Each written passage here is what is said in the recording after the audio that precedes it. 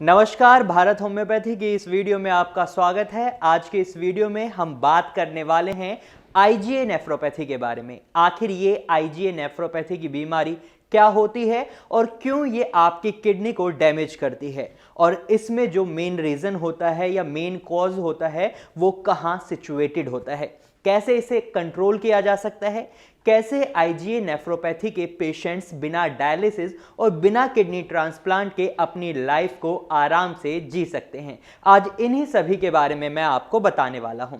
लेकिन इससे पहले हम आईजीए नेफ्रोपैथी के बारे में बात करें तो आईजीए नेफ्रोपैथी एक जेनेटिक डिसऑर्डर है जो आपकी फैमिली से आप में आता है।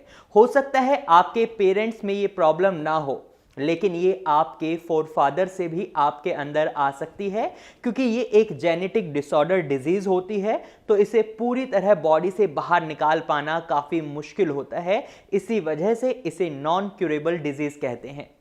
बट ये एक मैनेजेबल डिजीज है और इसे मैनेज किया जा सकता है।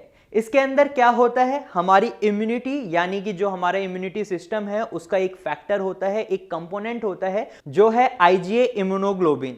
ये बेसिकली एक एंटीबॉडी है। जब ये आईजीए इम्यूनोग्लोबिन आपकी किडनी पर जाकर स्टोर होते हैं, बेसिकली इसके अंदर क्या होता है, हमारा जो इम्यूनिटी सिस्टम है उसका एक फैक्टर होता है या एक कंपोनेंट होता है जिसे हम आईजीए इम्यूनोग्लोबिन कहते हैं। ये बेसिकली एक एंटीबॉडी है। जब ये आईजीए इम्यूनोग्लोबिन आपकी किडनी पर जाकर स्टोर होने लगते हैं तो आप इसे कुछ इस तरीके से समझिए, जो हमारे घर के अंदर वाटर प्योरीफायर होता है या आरओ सिस्टम होता है जिसके अंदर रिवर्स ऑस्मोसिस मेम्ब्रेन लगी होती है। तो जब रिवर्स ऑस्मोसिस मेम्ब्रेन पर डर्ट पार्टिकल्स इकट्ठा हो जाते हैं तो आपके पानी का फिल्ट्रेशन रेट काफ़ी कम हो जाता है।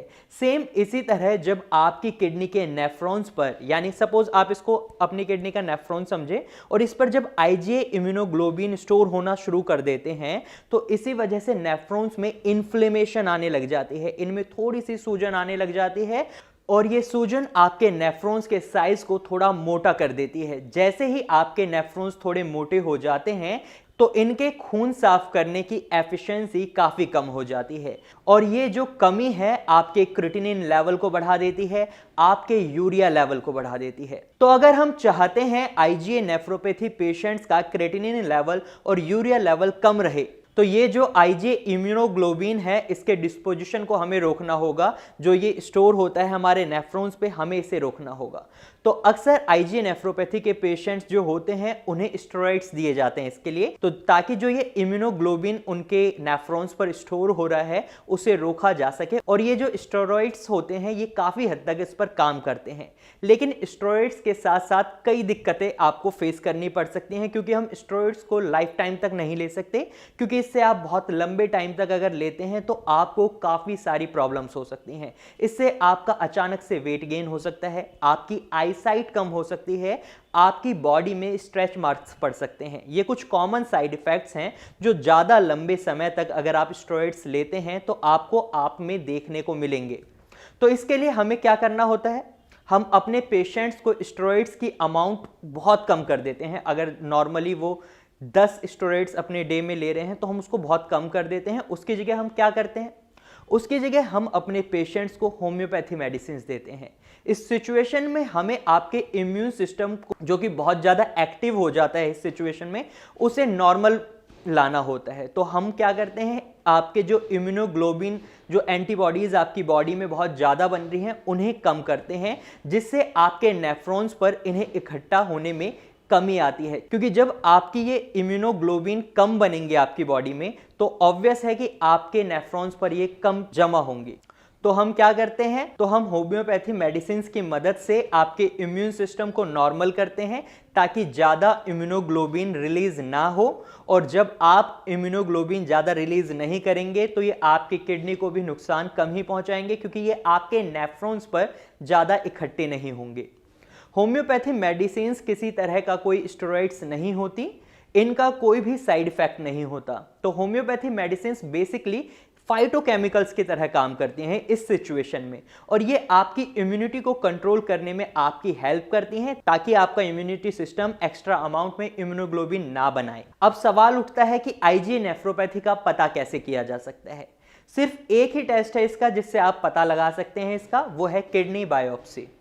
किडनी बायोप्सी से आप पता कर सकते हैं कि आपको आईजीए नेफ्रोपैथी है या नहीं। अगर आप इस टेस्ट को कराते हैं और आपका टेस्ट का रिजल्ट पॉजिटिव आता है तो इसका मतलब है आपको आईजीए नेफ्रोपैथी है, और अगर आपका रिजल्ट नेगेटिव आता है तो इसका मतलब है आपको आईजीए नेफ्रोपैथी नहीं है।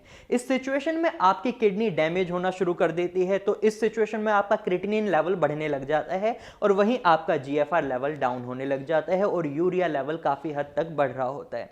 तो इस सिचुएशन में हमें क्या करना होता है? तो होम्योपैथी ट्रीटमेंट में हम आपकी किडनी के फंक्शंस पर काम करते हैं। हम आपकी किडनी की जो फंक्शन की कैपेबिलिटीज है उनको इंक्रीज करने की कोशिश करते हैं। समझ लीजिए कि इस टाइम आपका क्रिएटिनिन लेवल 3 या 4 के आसपास है, तो इसका मतलब है आपकी किडनी लगभग 40 से 50% तक काम नहीं कर रही है।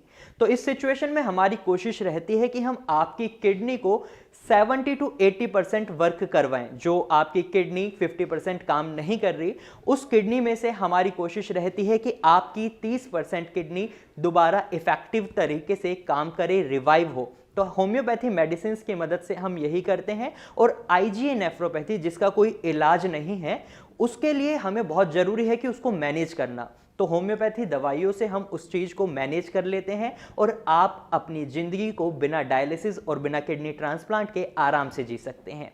तो ये थी आईजीए नेफ्रोपैथी से जुड़ी जानकारी। अगर इसके बाद भी आपके मन में कोई सवाल रह गया है तो आप हमारे डॉक्टर से सीधा नीचे दिए गए नंबर पर कॉल कर संपर्क कर सकते हैं। यहाँ आपको फ्री ऑफ कॉस्ट कंसल्टेशन मिलेगा। साथ ही अगर आपको या आपके किसी रिलेटिव को किडनी से रिलेटेड कोई भी प्रॉब्लम है तो आप देर ना करें, जल्द ही कॉल करें भारत होम्योपैथी में, क्योंकि यहाँ आपको free of cost consultation provide किया जा रहा है। और अगर आप वक्त रहते अपनी किडनी का ट्रीटमेंट शुरू करवा लेते हैं तो आपको आगे चलकर आने वाली काफी परेशानियों से बचाव हो जाता है।